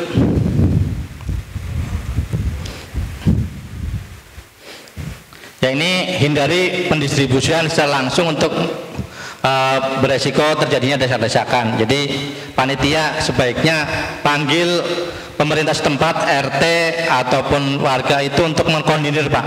Jadi jangan satu orang dikasih kupon untuk datang ke masjid, itu sangat tidak efektif dan berdesak-desakan. Kasihkan aja RT 1, warganya ada berapa, 200, suruh datang RT-nya, suruh bawa. RT ini panggil, suruh bawa, RT ini panggil, suruh bawa.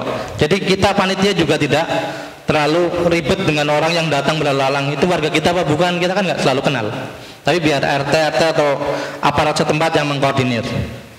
Jadi seperti itu untuk distribusinya jadi lebih cepat. Kalau kita bagiin langsung sangat-sangat tidak efektif Pak. Oke, lanjut.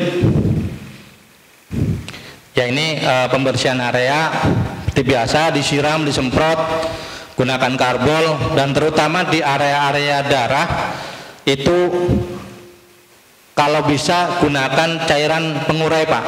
M4, Bapak tahu ya, M4 untuk pengurai yang buat sampah, untuk cepat penguraian darah itu supaya terserap ke tanah, jadi tidak, baunya tidak menyengat.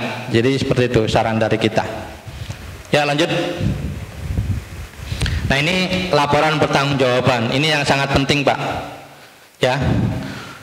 Pastikan setiap kegiatan itu ada laporan pertanggungjawaban, karena kita mengelola dana orang, dana umat. Biasanya duit 1.000, 2.000 akan jadi problem di lapangan. Jadi pastikan ada laporan pertanggungjawaban, pengeluarannya terperinci. Kalau ada saldo dari operasional ini mau diapakan juga ada laporannya. Jadi kita jangan sampai ada suudzon antara sohibul kurban dengan panitia, karena kalau ada suudzon seperti itu, tahun depannya dia nggak akan lagi menyalurkan hewan kurbannya ke panitia. Biasanya males, panitia sono mah duitnya dimakanin panitia mulu katanya.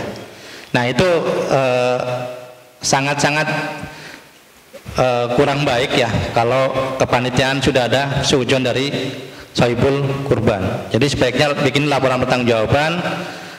Nanti laporan pembubaran panitia dipanggillah sohibul kurban, inilah dana yang kita pergunakan operasional kemarin, penggunaannya seperti ini, saldo awalnya berapa, ininya berapa. Jadi kita sama-sama clear.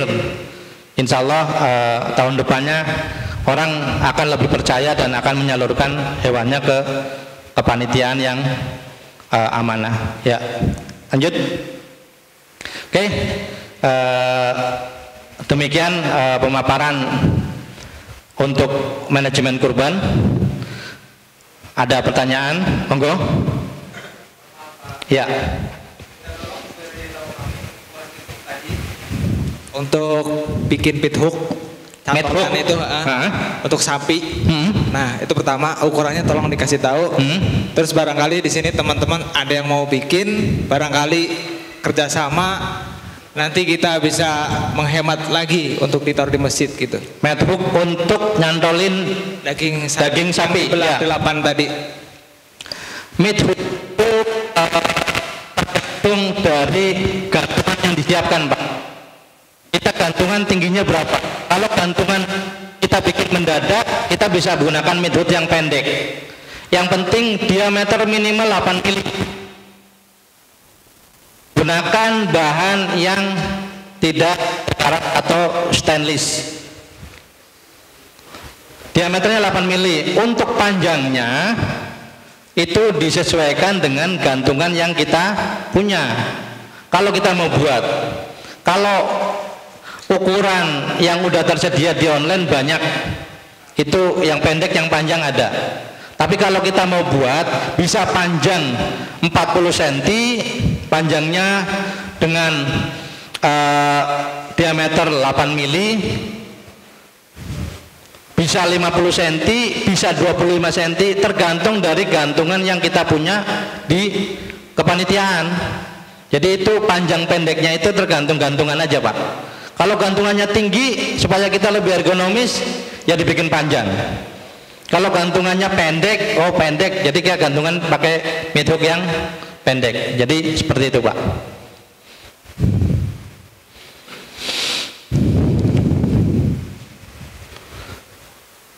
Dah jelas, Pak. Monggo ada pertanyaan lagi sebelum kami tutup? Monggo, Pak. Ya, jadi usulan terkait dengan silaturahmi yang telah terjalin antara kami sebagai peserta dan juga dengan tim Juleha, barangkali monggo. Ini akan jadi sangat penting dibentuknya grup WA, Pak. Siap. Karena ini juga bisa jadi sarana silaturahmi sesama peserta, juga silaturahmi dengan tim Juleha. Karena bisa jadi tim Juleha juga punya banyak agenda kegiatan yang mungkin akan bisa kami ikuti selanjutnya. Siap. Barangkali itu mungkin usulan saya dan mudah-mudahan ini bisa direalisasikan, Pak. Terima kasih. Terima kasih, Pak. Sangat baik masukannya. Nanti kita rembukan dengan tim, dan kita juga nanti dengan kepanitiaan nanti bisa koordinasi. Mungkin kita bisa bentuk grup WA pelatihan ini, nanti kita bisa juga share edukasi terkait itu. Ya, terima kasih, Pak, untuk masukannya. Monggo, ada yang lain? Monggo, Pak. Ya, terima kasih, Pak, tentunya. Mohon penjelasan Pak berkenaan dengan pendistribusian ya. Kalau dari buku ini kan memang yang dibahas tadi daging, kemudian tulang, jeroan ya Pak. Nah sementara bagaimana dengan kulit Pak? Karena kan memang satu sisi kita tidak diperbolehkan untuk menjual ya. Seperti itu. Mohon penjelasannya Pak. Makasih. Untuk kulit, kepala, kaki, alangkah baiknya dari panitia dihibahkan, ya, dihibahkan atau dihadiahkan. Bapak bisa menghibahkan, contoh ke sana, ke gang ini, karena mereka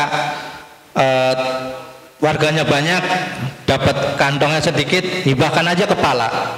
Atau Bapak bisa hibahkan ke fakir miskin untuk kulitnya.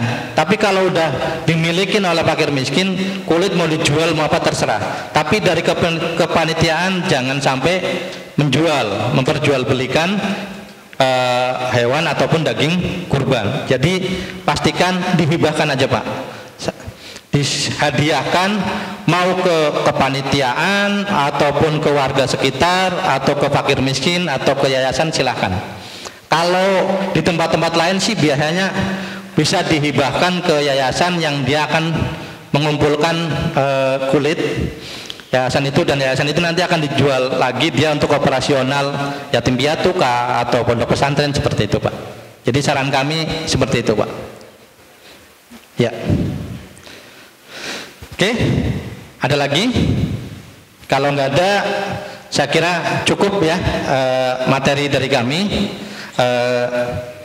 Saya akhiri dari saya. Kebenaran datang dari Allah, kesalahan datang dari kami pribadi sendiri. Saya akhiri, wabillahi taufiq wal hidayah. Assalamualaikum warahmatullahi wabarakatuh.